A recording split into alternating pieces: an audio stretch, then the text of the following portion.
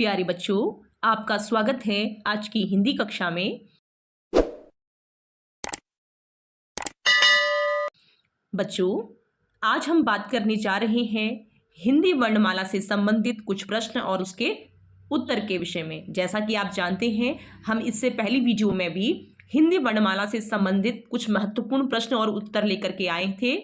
अब कुछ नए प्रश्न और उत्तरों के साथ, जिससे कि हम अधिक से अधिक उन प्रश्नों और उसके उत्तरों को कर सकें जो कि हमसे परीक्षाओं में पूछे जाते हैं। जैसा कि आप लोग जानते हैं कि इससे पहली वीडियो में भी हमने हिंदी वर्णमाला से संबंधित कुछ महत्वपूर्ण प्रश्न और उसके उत्तर के विषय में चर्चा की थी। तो आइए आज हम जानते हैं कुछ नए प्रश्न और उसके उत्तर के विषय में। इससे पहली वीडियो में हमने 26 प्रश्न और उसके उत्तरों के विषय में जाना था और आज हम 27वें प्रश्न के साथ इस वीडियो की शुरुआत करेंगे। आज का पहला प्रश्न है, भाषा की सबसे छोटी इकाई है। भाषा की सबसे छोटी इकाई है ध्वनि या वर्ण। हम ध्वनि भी कह सकते हैं और इसे हम वर्ण भी कह सकते हैं। अगला प्रश्न है, वर्णों के व्यवस्थित समूह को क्या कहते हैं? उत्तर है वर्णमाला।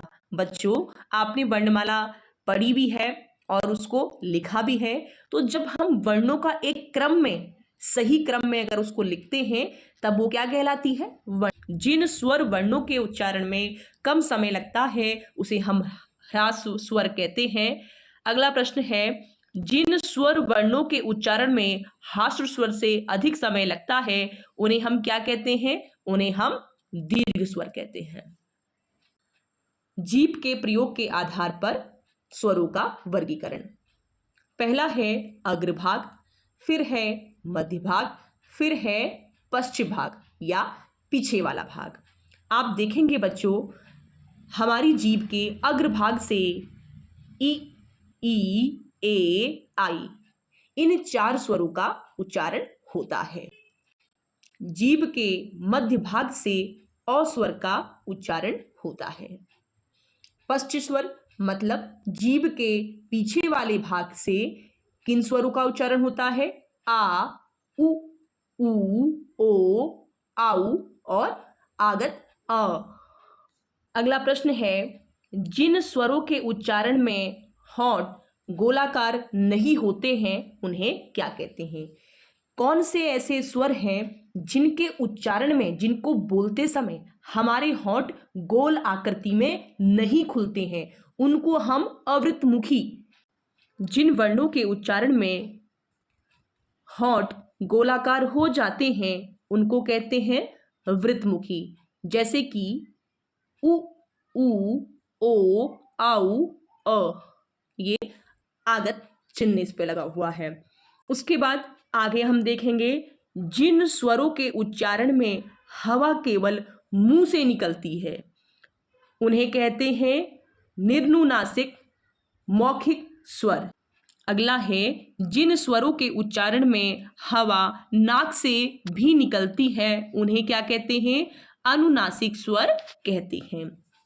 आगे है बच्चों वर्णों का उच्चारण स्थान। सबसे पहले आप देखेंगे नासिक, मतलब जिन वर्णों का उच्चारण नाक से किया जाता है उनमें कौन कौन से हैं? अंक, अंगा, इया, अड़ा, नौ, मो। ये वो वर्ण है जिनका उच्चारण नाक से किया जाता है।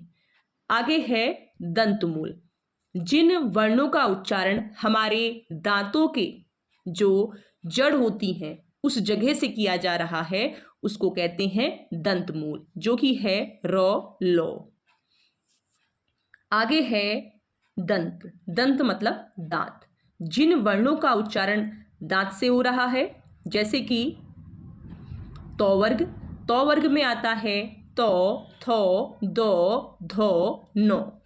और दंती सौ, जिसका उच्चारण कहाँ है? जब इसको बोल रहे हैं तो हमारी जीभ हमारे दांतों को छू रही है। उसके बाद आता है दंत ओष्ठ। जिन वर्णों के उच्चारण में हमारे दांत और हमारे होंठ आपस में एक दूसरे को छू रहे हैं जैसे कि उसमें कौन आता है, वो। आप वो का उच्चारण करिए तो आप महसूस करेंगे कि आपके दांत आपके होठों को छू रही हैं। ओष्ठ। जिन वर्णों का उच्चारण होठों से होता है वो है उ, ऊ और प वर्ग में जितने भी वर्ण आते हैं, जैसे कि प, फ, ब, भ, म। आगे है ओष्ठ कंठ। जिन वर्णों का उच्चारण हमारे होंठ और गले की सहायता से होता है वो है ओ, आउ। उसके बाद है मूर्धा। जिन वर्णों का उच्चारण हमारी मूर्धा से होता है जो कि है री और ट वर्ग में जितने भी वर्ण आते हैं ट, ठ, ड, ढ, अणा और मूर्धन्य ष। इनका उच्चारण कहाँ होता है, इनका उच्चारण हमारी मूर्धा से होता है। उसके बाद तालु या इसको हम तालव्य भी कहते हैं। इसमें कौन कौन से वर्ण आते हैं, ई और चौ वर्ग में जितने भी वर्ण आते हैं जो कि है चौ, छो, जो, झो, या और तालव्य श। ये सब क्या है, इनका उच्चारण हमारे तालव्य से हो रहा है। उसके बाद है कंठ तालु। जिन वर्णों का उच्चारण हमारे गले और हमारे ताल से होता है, तालव्य से हो रहा है, वो है ए, आई। आगे है कंठ। जिन वर्णों का उच्चारण हमारे गले से होता है वो है अ, आ, अह और क वर्ग में जितने भी वर्ण आते हैं जो कि है क, ख, ग, घ, अंगा और ह। ये ऐसे वर्ण हैं जिनका उच्चारण हमारे गले से हो रहा है। प्यारे बच्चों, आपको आज की जानकारी कैसी लगी मुझे ज़रूर बताइएगा, और अगर आपको मेरी ये जानकारी अच्छी लगी तो मेरे चैनल को लाइक और सब्सक्राइब करिएगा। धन्यवाद।